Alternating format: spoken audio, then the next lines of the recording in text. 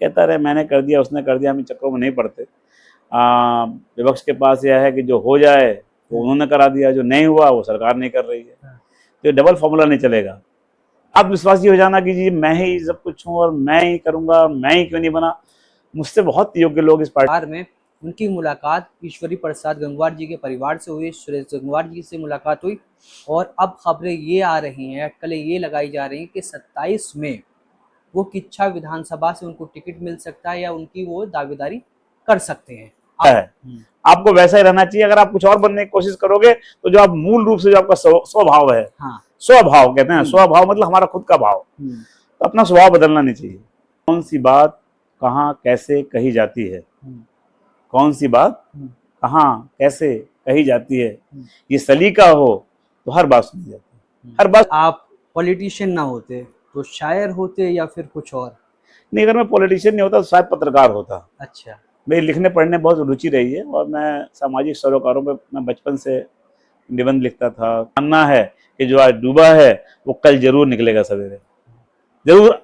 आज जो अस्त हो रहा है वो कल उसका उदय भी होना निश्चित है, निश्चित है। ये प्रकृति का नियम है और इसलिए जीवन में कहीं असफलता मिले। आप सिटी टॉक देख रहे हैं, मैं हूं अहमद सलमान। आज सिटी टॉक पे पहली बार भाजपा के पूर्व विधायक, 2 बार से किच्छा विधानसभा सीट पर एमएलए रहे राजेश शुक्ला जी हैं, जो कि अपने शायराना अंदाज के लिए जाने जाते हैं, बेबाकी के लिए जाने जाते हैं और इन्होंने 10 साल में बहुत सारे विकास कार्य यहाँ पर करवाए। पिछले विधानसभा चुनाव में तिलकराज बेहड़, जो कि पूर्व स्वास्थ्य मंत्री रह चुके हैं उत्तराखंड सरकार में, उनसे चुनाव में हार मिली थी। अब 2027 का चुनाव नजदीक है, उसकी तैयारियां भी चल रही हैं और बहुत सारी सवाल हैं जिनको राजेश शुक्ला जी से जानने की कोशिश करेंगे। सर, आपने हमें समय दिया, इसके लिए बहुत शुक्रिया। धन्यवाद, आपको भी बहुत बहुत धन्यवाद। पहले तो मैं ये जानना चाहूंगा कि 2027 का चुनाव नजदीक है, क्या तैयारियां आपकी चल रही हैं? देखिए, मैं पिछले 25-30 वर्षों से सार्वजनिक जीवन में हूँ और यूनिवर्सिटी से निकलने के बाद पहले मैं 15 यूनिवर्सिटी पढ़ा, बाद में मैं रुद्रपुर डिग्री कॉलेज में छात्र संघ का अध्यक्ष रहा। उसके बाद से सन 96 से मैं लगातार रोज प्रतिदिन मैं जनता के बीच हूँ। मेरी ज्वाइंट फैमिली है, मेरे बड़े भाई और मेरा बाकी परिवार खेती और उद्योग करते हैं, लेकिन मैं सुबह से लेकर शाम तक, रात तक पब्लिक के, जनता के सरोकार, उनके मुद्दे, उनकी समस्याएं, उन्हीं के बीच रहता हूँ। तो चुनाव कर लड़ना है, उस जैसी कोई तैयारी जैसी कोई चीज़ नहीं होती। तो एक शेर है ना कि मैं जिसे ओढ़ता बिछाता हूँ वो गज़ल आपको सुनाता हूँ। तो मैं उसे ही ओढ़ता हूँ, उसे बिछाता हूँ। तो मैं कोई ऐसी स्पेशल तैयारी नहीं होती है, बस लोगों के बीच हैं, कोई याद करता है तो उसकी समस्या के लिए अपनी ओर से क्या कर सकते हैं। आपने भी कहा कि 10 साल उन्होंने कराए विकास कार्य, ऐसा नहीं। आज भी पिछले 4 सालों में कई बड़े कार्य हम लोगों ने माननीय मुख्यमंत्री जी के सहयोग से, अपनी भारत सरकार के सहयोग से अभी भी अपने क्षेत्र में करा रहे हैं। हर दिन जनता कोई श्रेय लेता रहे, कोई बयान देता रहे, मैं बयानबाजी में नहीं पड़ता। लेकिन अभी भी माननीय मुख्यमंत्री जी आए थे मेरे आह्वान पे इंदिरा गांधी खेल मैदान में पिछले साल। 5 बड़ी घोषणाएं उनसे कराई, उन पर पैसा आना शुरू हो गया है। एक नमक फैक्ट्री पे पुल टूट गया था, कई साल से टूटा पड़ा था। जिस साल हम चुनाव लड़े थे उसी साल आपदा आई थी, टूटा था ये, और तब से अब तक उस पर कुछ नहीं हो पाया। तो फिर मैंने मुख्यमंत्री से कह करके घोषणा कराई थी। ऐसी अटरिया रोड पे जो 8.5 किलोमीटर सड़क रह गई थी, उसकी घोषणा कराई थी। उन सब पे पैसे आ रहे हैं लगातार। अभी किच्छा नगला रोड पे भी टेंडर लग गया है और बहुत जल्दी उस पर काम लगभग 77 करोड़ रुपए से हम उस काम को कर रहे हैं। सर, आपने श्रेय लेने की बात की, कल ही की खबर है कि आदित्यनाथ चौक से दीनदयाल चौक तक पूरे किच्छा को पता है कि सौंदर्यीकरण होगा। पूरे किच्छा को पता है कि उसकी लाइन शिफ्टिंग के लिए मैंने ही शुरुआत करी थी। बिजली विभाग में एस्टिमेट बनाया था, प्रस्ताव गया था, लाइन शिफ्ट हुई थी। उसके लिए लगातार हम यहाँ से लेकर सरकार तक प्रयास करते रहे हैं। ठीक है, कोई कहता रहे मैंने कर दिया उसने कर दिया, हम इन चक्रों में नहीं पड़ते। विपक्ष के पास यह है कि जो हो जाए वो उन्होंने करा दिया, जो नहीं हुआ वो सरकार नहीं कर रही है। तो डबल फॉर्मूला नहीं चलेगा। अगर उन्हीं के कहने से हो रहा है तो फिर जो नहीं हो रहा उनकी वजह से नहीं हो रहा। मौजूदा विधायक और अगर उनकी वजह से नहीं हो रहा है तो फिर जो हो रहा है उनकी वजह से कैसे हो रहा है। दोनों बातें आई ना। आप एक तरफ कहते हो ये काम हो गया जी, ये तो मैंने करा दिया, जो नहीं हुआ सरकार ने नहीं किया। तो फिर सरकार जो कर दे रही है वो तो आप कह रहे हो हमने कराया, और जो नहीं कर रही है तो फिर वो क्यों नहीं करा रहे हो? सीधी सीधी बात यह है कि हम लोग भेदभाव के आधार पर काम नहीं करते। हमारी सरकार चाहे हमारी विधायक उस क्षेत्र से हो या ना हो, हम सर्वांगीण विकास प्रदेश का कर रहे हैं। मुझे याद वो दौर आता है जब मैं विधायक था, कांग्रेस की सरकार थी, हरीश रावत जी मुख्यमंत्री के रूप में यहाँ आए थे और उनसे हमने शिक्षा के लिए 11 घोषणाएं कराई और 11 में से किसी एक को पैसा नहीं दिया गया। आज मुझे खुशी है कि चाहे मैंने घोषणाएं कराई हो या मौजूदा विधायक जी ने जो घोषणाएं कराई हैं, सब पर सरकार ने पैसा दिया है। इसका मतलब हम कोई भेदभाव नहीं कर रहे हैं। और मैं तो खुद क्षेत्र के विधायक जो कांग्रेस के हैं उनके मुंह से सुना है कि वो एक बार मुख्यमंत्री जी बहुत तारीफ कर रहे थे। तो जब आप मुख्यमंत्री की तारीफ भी करते हो और कह रहे हो काम कर रहे हैं, आपके क्षेत्र में भी कर रहे हैं, फिर आप कहते हो 27 में उनको हटा के सरकार कांग्रेस की लानी है, तो फिर क्यों लानी है?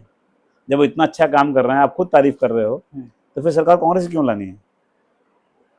अच्छा, मेरा भी सवाल है आपके माध्यम से कि जब अच्छा काम कर रहे हैं मुख्यमंत्री जी, खुद कह रहे हैं कांग्रेस के विधायक कि उनकी सब बातें मानते हैं, उनके कहने से क्षेत्र में विकास करते हैं, उनके घोषणाओं पे पैसा जारी करते हैं, तो फिर उन्हें हटाना क्यों चाहते हैं? ये सरकार कांग्रेस की क्यों लाना चाहते हैं?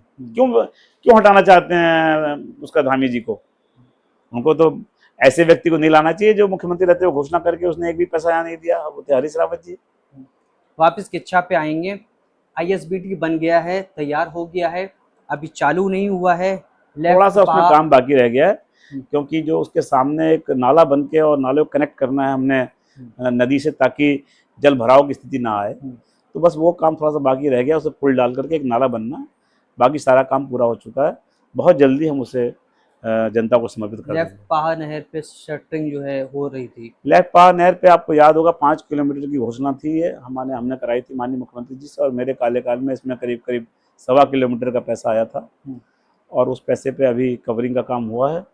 अभी उसमें सड़क का काम बाकी रह गया जो हो रहा है, लेकिन दुर्भाग्य है कि पिछले 4 सालों में अगला उसके एक्सटेंशन के लिए कोई योजना स्वीकृत नहीं करा पाए जनप्रतिनिधिगण। क्या वजह लगती है, क्यों नहीं हो पाया?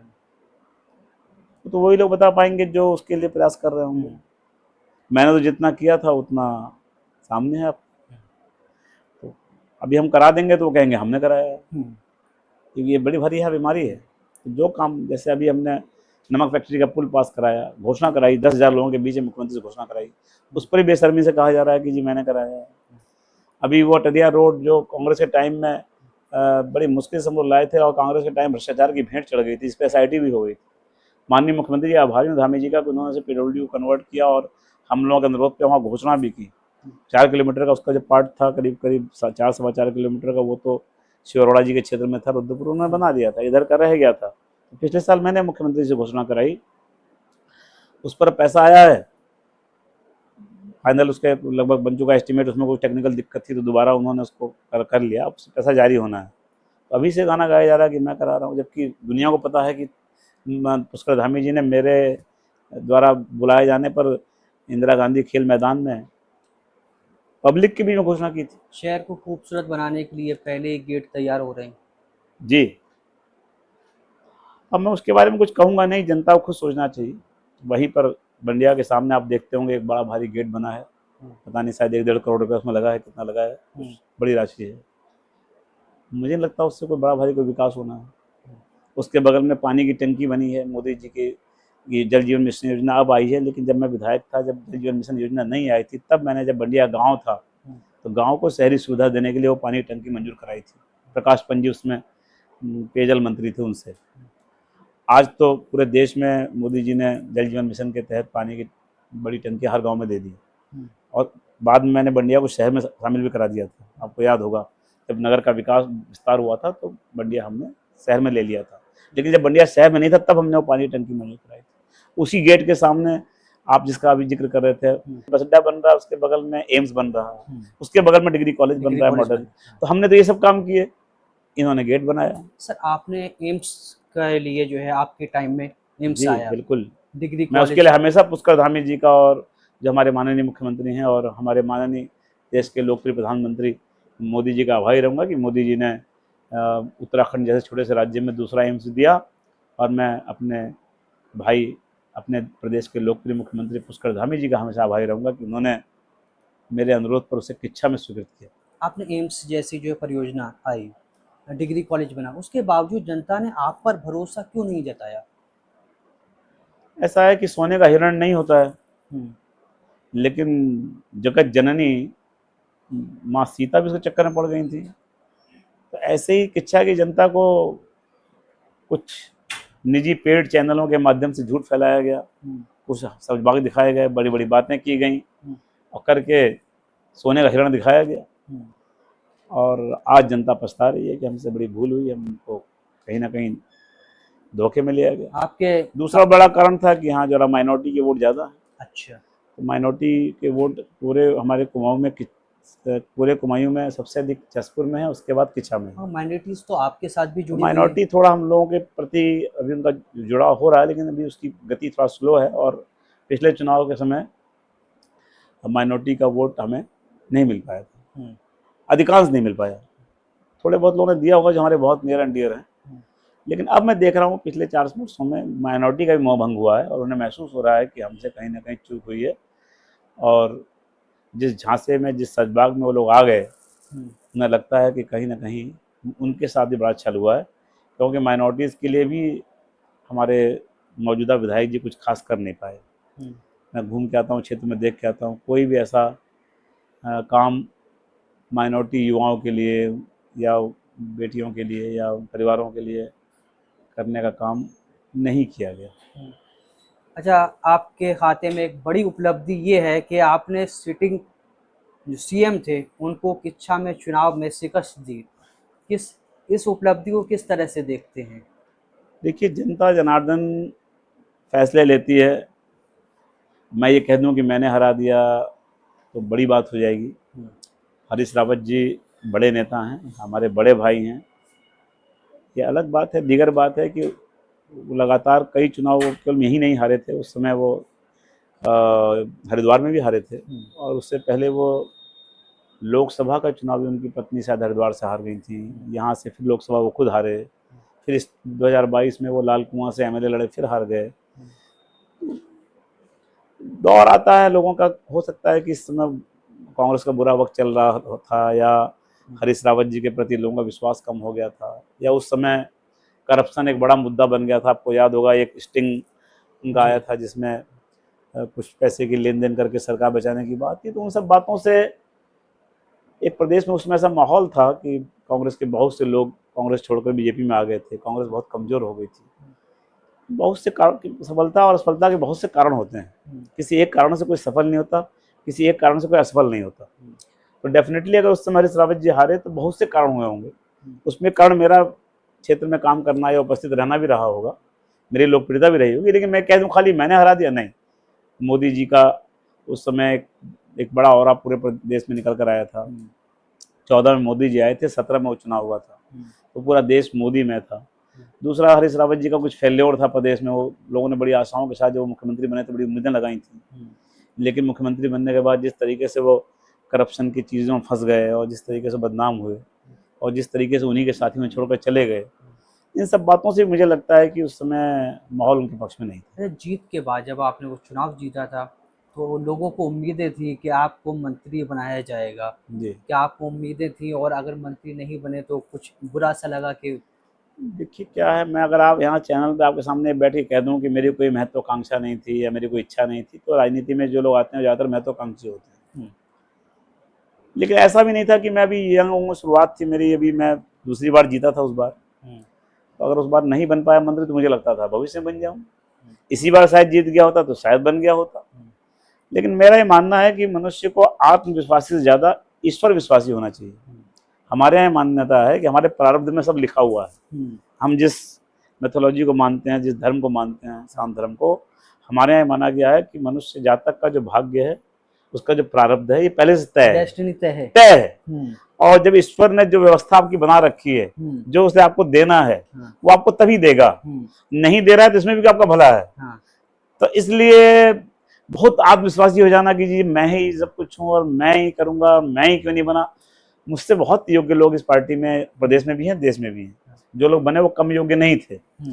ठीक है कि मेरी भी इच्छा थी, सबकी इच्छा रहती है, लेकिन ऐसा भी नहीं था कि इच्छा नहीं पूरी होगी तो मरे जा रहे हैं, ऐसा नहीं था।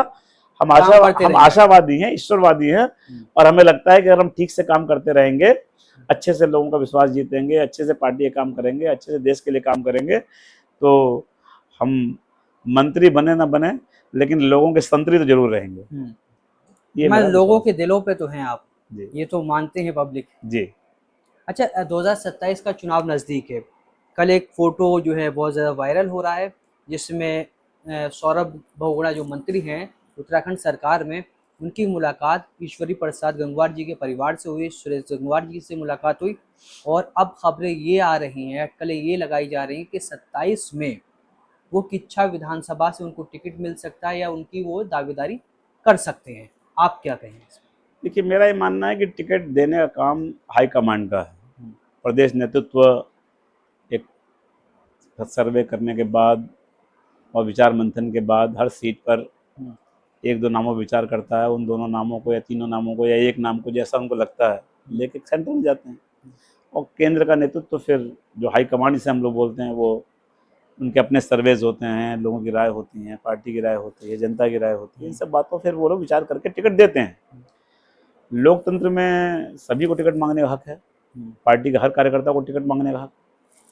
हमें तो तभी बहुत आश्चर्य हुआ था जब सुरेश जी को जिला पंचायत अध्यक्ष का टिकट नहीं मिला, क्योंकि वो 3 बार 4 बार से लगातार वो लोग अध्यक्ष थे। अब कोई वजह रही होगी कि पार्टी ने इस बार उनको टिकट नहीं दिया, क्योंकि पार्टी ने बहुत सी चीज़ों को देखती है।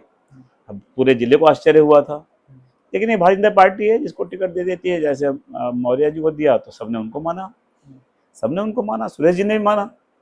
तो अगर सुरेश जी को पार्टी टिकट देगी तो हम सब उनको लड़ा देंगे, जिसको देगी उसको लड़ा देंगे। भारतीय जनता पार्टी में से जो उन्हें लड़ा देंगे, हम सबको, जिसको जो कमल का फूल को लेकर आएगा उससे हम दिल से लड़ाएंगे।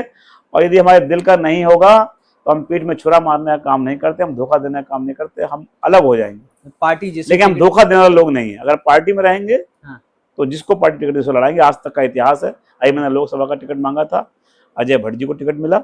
मैंने पूरे तन मन और धन से, भट्ट जी को मालूम है, तन मन और धन भी जो मेरे बस का था मैंने सहयोग किया। और अपनी सीट से जहां मैं 10,000 के लगभग वोटों से आ रहा था, वहां हमने उनको 13-14 हज़ार वोट जिताकर भेजा। तो टिकट मांगना सबका हक है, और टिकट जिसको मिलेगा उसको पूरे श्रद्धा, पूरे मन, पूरे विश्वास से लड़ाएंगे। और यदि बिल्कुल ही ऐसा व्यक्ति को टिकट दिया गया जिसे हम स्वीकार ही नहीं कर सकते, या हमारा कोई बहुत मतभेद उससे गहरे हैं, तो हम अपनी आत्मा से सवाल करेंगे। अगर आत्मा कहेगी तो लड़ाएंगे, नहीं तो हम छोड़ देंगे पार्टी। लेकिन हम ऐसे लोग नहीं है कि पार्टी में रह गद्दारी करें। वफादारी मेरा मानना है। हाँ। यदि आप पार्टी में हैं तो पार्टी के निर्णय को स्वीकारिए।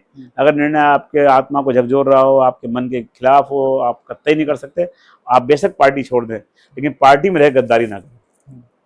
तो मैं पार्टी में रह गद्दारी करने वालों में से नहीं।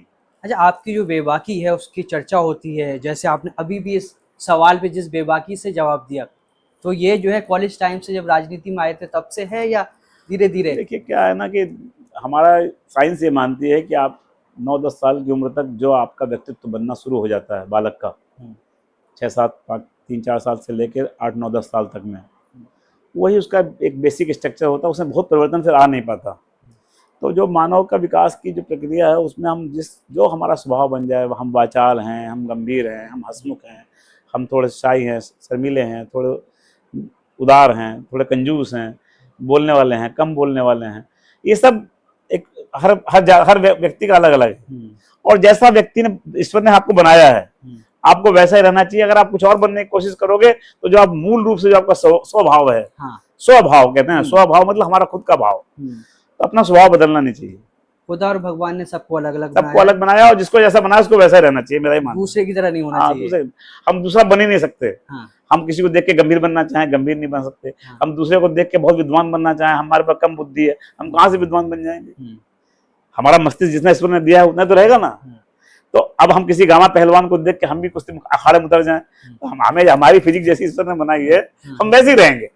तो मेरा मानना है कि राजनीतिक जीवन में भी जैसे आप बन गए वैसे आपको रहना चाहिए। अपने शायराना, उसका बड़ा आनंद आता है उसका। अपने शायराना अंदाज के बारे में क्या कहेंगे? मैं यही कहूंगा कि औरों जैसा होकर भी बाइज्जत हूँ महफिल में, औरों जैसा होकर भी बाइज्जत हूँ महफिल में। कुछ लोगों का भोलापन है, कुछ अपनी अयारी है। कोई आपका पसंदीदा शेर जो आपको बहुत ज्यादा पसंद हो? मेरा सबसे अच्छा मुझे वसीम साहब के बहुत शेरों ने प्रभावित किया। और उसमें मुझे वसीम सबसे बरेलवी अच्छी साहब। वसीम साहब का शेर मुझे लगता है कि जो मैंने आजमाया भी है, वो कहते हैं कि कौन सी बात कहाँ कैसे कही जाती है, कौन सी बात कहाँ कैसे कही जाती है, ये सलीका हो तो हर बात सुनी जाती है, हर बात सुनी जाती है। मतलब अगर आपके पास अपनी बात कहने का सही समय आपने चुना हो, सही तरीका चुना हो, तो आपकी बात जरूर सुनी जाएगी। और ये बात केवल नॉट ओनली फॉर पॉलिटिशियन, समाज के हर वर्ग पर फिट बैठती है। आपको अपनी बात शालीनता के साथ सही समय पर सही फोरम पर कहनी चाहिए। मुझे कभी कभी अपनी पार्टी में बड़ा महसूस होता है, आजकल मैं देखता हूँ बड़े सीनियर लोग जो कई कई बार विधायक रहे हैं, वो मीडिया के आगे आकर के प्रदेश नेतृत्व के खिलाफ अनशन बोलने का काम करते हैं। या कई बार मैं किछा में देखता हूँ, लोग एक फैशन बन गया है कि अपनी पार्टी के बड़े नेता के खिलाफ बोलो तो चर्चा में आ जाओगे। वो ठीक है कि आपको छड़ी कुछ चर्चा मिल जाएगी, थोड़ा बहुत आपको कहीं मीडिया में जगह मिल जाएगी, लेकिन ये आपके व्यक्तिगत जीवन और आपके राजनीतिक जीवन के लिए अगर दूरगामी आप सोचें तो ये अच्छा नहीं होगा। जैसे सर मैं पॉलिटिकल सवाल कर लिए, कुछ जो है पर्सनल सवाल करना चाहूँगा। जरूर करें। अगर आप पॉलिटिशियन ना होते तो शायर होते या फिर कुछ और? नहीं, अगर मैं पॉलिटिशियन नहीं होता तो शायद पत्रकार होता। अच्छा। मेरी लिखने पढ़ने में बहुत रुचि रही है और मैं सामाजिक सरोकारों में मैं बचपन से निबंध लिखता था, डिबेट्स में भाग लेता था, और राजनीति में रहते हुए मैंने थोड़ा हट के काम किया। जैसे मैंने ऐसे कुछ काम किए जो काम पॉलिटिकल लोग नहीं करते।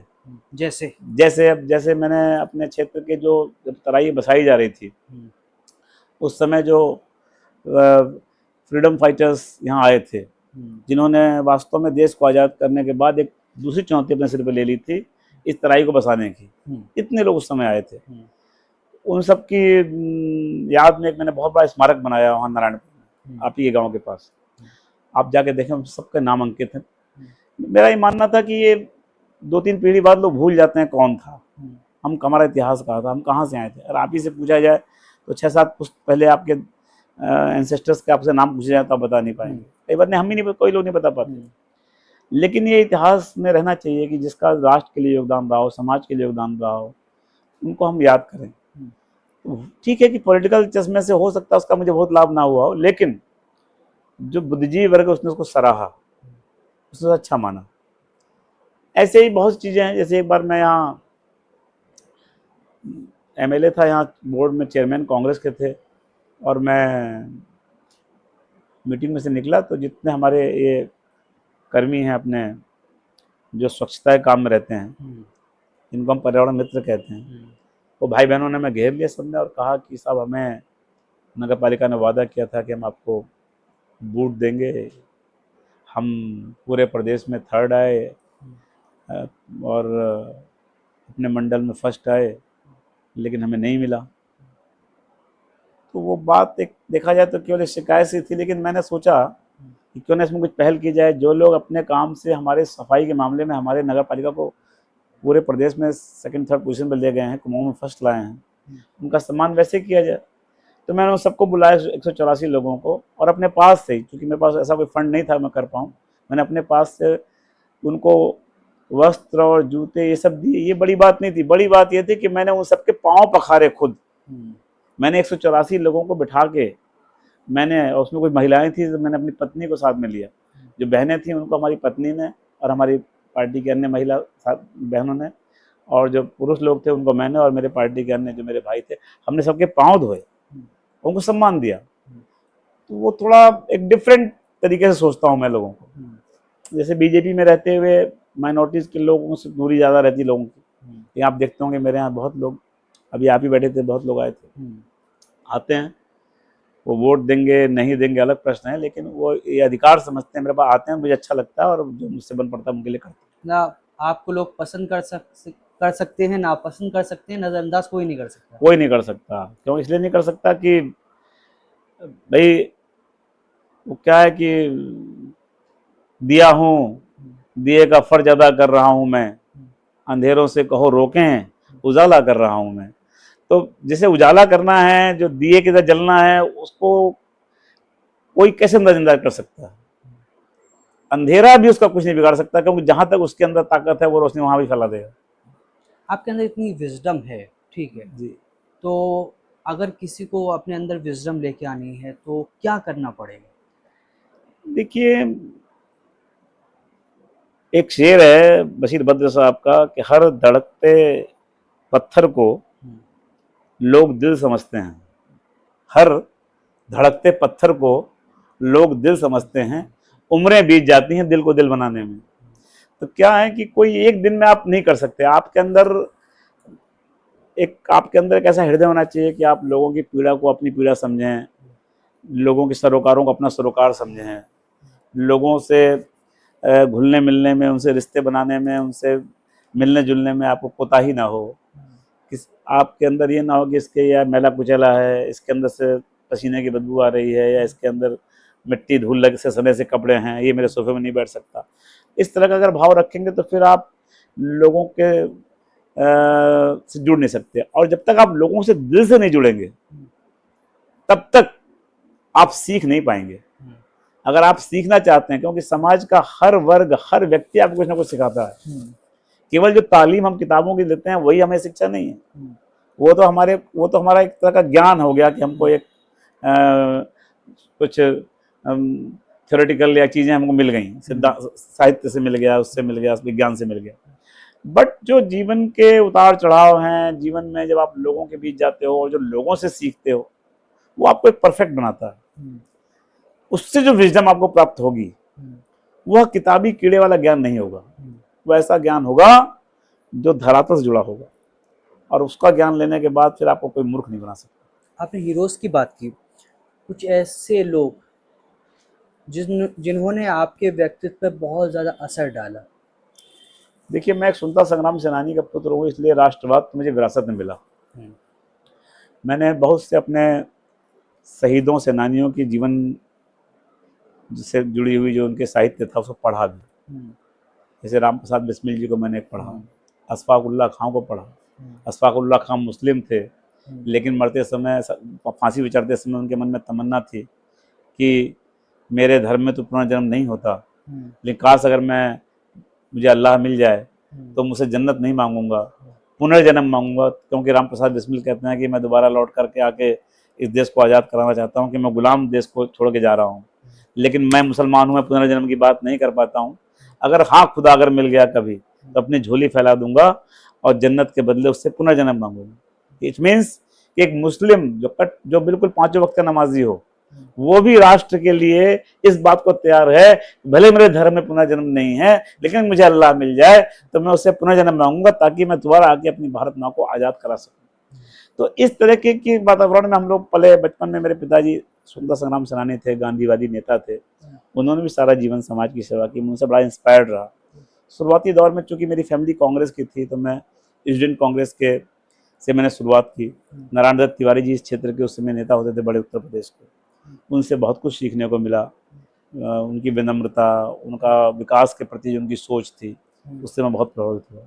बाद में एक आंदोलन के दौरान मेरी मुलाकात मुलायम सिंह जी से हो गई। मुलायम सिंह जी ने मुझे बहुत आगे बढ़ाया, मुझे एमएलए का टिकट दिया, एमपी का टिकट दिया, जिला अध्यक्ष बनाया, प्रदेश का महामंत्री बनाया। मुलायम सिंह से मैंने ये सीखा कि कार्यकर्ता के लिए कैसे लड़ा जाता है। अपना कार्यकर्ता जो साथी है उसके लिए किस हद तक जाने की जरूरत हो, उस हद तक जाया जा सकता है, ये मैंने मुलायम सिंह से सीखा। और भारतीय जनता पार्टी में आने के बाद भगत सिंह कोश्यारी जी मुझे लाए भाजपा में। उसमें वो मुख्यमंत्री से हट गए थे, लेकिन मैं उनसे बड़ा कायल था जब वो सीएम थे तब भी, क्योंकि वो डाउन टू अर्थ नेता है। मतलब आपने जो है देश के बड़े बड़े नेताओं के सानिध्य में रह के मुझे कुछ सीखने को मिला। भगत दास से मैंने सीखा कि सरल कैसे रहा जा सकता है, डाउन टू अर्थ। आप अभी भी उनको देखें, उनका धोती, उनका कुर्ता, उनकी टोपी, उनका, आप लगता है कि उत्तराखंड के एक आम आदमी है। और इसी तरह से वो, अब तो उनकी उम्र 80 से ऊपर है, लेकिन वो पैदल पैदल पहुंच जाएंगे गधेरे में, पैदल पैदल चल जाएंगे पहाड़ पे, यहाँ जहाँ बुलाओ पहुंच जाएंगे। तो उससे मैंने सीखा कि हमें सरल रहना चाहिए और सर्वसुलभ रहना चाहिए। आपको कहीं भी कोई बुलाए, छोटा बुलाए, बड़ा बुलाए, आप पहुंच जाओ और उसके साथ विनम्रता से, उसके साथ उसके लेवल पे आके बातचीत करो, ताकि वो खुल के अपनी बात आपसे कह पाए, उसके अंदर कोई हेजिटेशन ना हो। तो इन सभी नेताओं से सीखने को मिला। अटल बिहारी जी का आदर्श हमारे सामने रहा। और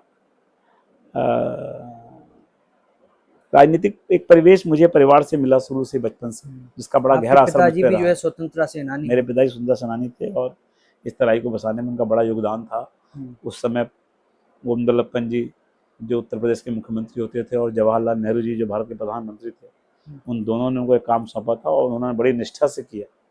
आज जो तराई का विकसित स्वरूप देख रहे हैं, कभी यहाँ लोग बसने को तैयार नहीं थे।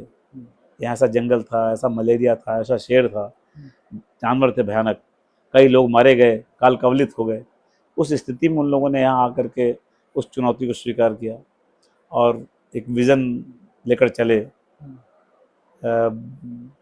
देश की पहली एग्रीकल्चर यूनिवर्सिटी यहाँ स्थापित कराई। उसमें 17,000 एकड़ जमीन दान में ली उनसे, राजा भद्री से, जो प्रताप भैया के ग्रैंडफादर या फोरफादर थे, उनसे ली। यहाँ यूनिवर्सिटी की स्थापना हुई, बीज निगम की स्थापना हुई, हॉस्पिटल्स की स्थापना हुई, मलेरिया से लोग मरते थे, मलेरिया उन्मूलन केंद्र बनाया गया और एक ऐसी नींव रखी गई जिस नींव पे विकसित तराई आगे जाके बनी। आज जो आप देख रहे हो सिडकुल, आप देख रहे हो उद्योगों का विकास, आप जो अट्टालिकाएं देख रहे हो, ये सड़कें देख रहे हो, कहाँ था यहाँ कुछ? तेलिया पानी था, 2 फुट खोदो पानी आ जाता था, उसमें तेल तैरता था, उससे आपको कोलाइटिस हो जाती थी, बीमारी हो जाती थी, लोग मर जाते थे, पानी से लोग मर जाते थे। जोंक चिपक गई, आप खून पी गई, शेर खा गया, मच्छर ने, मलेरिया ने मार काट लिया, मर गए, कितने लोग मर गए। उन चुनौतियों के बीच से उन्होंने तराई को विकसित बनाने का एक सपना देखा था, उसकी नींव रखी थी, उस पर बहुत वर्क किया। उसकी परिणति में धीरे धीरे यहाँ उद्योग लगे, कृषि आधारित उद्योग लगे और कुछ लगा। आज तो देखिए smart industrial corridor Modi ji ने दे दिया हमारे किच्छा में, लगने जा रहा है करीब 1500 एकड़ में। तो बड़ी बड़ी चीजें हम लोग लेकर आए। किच्छा को लेके आपका क्या विजन है? देखिए, किच्छा को लेकर मेरा बड़ा स्पष्ट विजन है। किच्छा तराई के प्राचीन शहरों में से एक है, बट किच्छा के साथ पहले बहुत नाइंसाफी हुई। 1950 में किच्छा एक छोटा सा टाउनशिप, एक छोटी सी बाजार थी, हाट लगती थी। तब रुद्रपुर नामी कोई चिड़िया भी नहीं थी, लेकिन रुद्रपुर आगे बढ़ गया विकास में, जिले बन गया, वन बन गया, फिर बहुत कुछ हो गया। लेकिन किच्छा कहीं ना कहीं अपने हक में पीछे रह गया। किच्छा का एसडीएम तक रुद्रपुर बिठा दिया गया था, किच्छा का कुछ जिला नहीं बनने दिया गया, परगना नहीं बनने दिया गया। तो वो सब चीज़ों को लेकर मैं लड़ा जब आया, और आप देखेंगे आज किच्छा में मेरे ही कार्यकाल में यहाँ एसडीएम की नियुक्ति हुई, यहाँ मुंसिफ कोर्ट की स्थापना हुई, यहाँ डिग्री कॉलेज बनाया गया। यहाँ अब एम्स जैसी चीज़ जिसको लोग कल्पना नहीं कर सकते थे किच्छा आ सकती है, क्योंकि ज़्यादा से ज़्यादा अगर आती भी तराई में तो लोग रुद्रपुर मांग के चल रहे थे, लेकिन एम्स को किच्छा लाने का काम मैंने किया।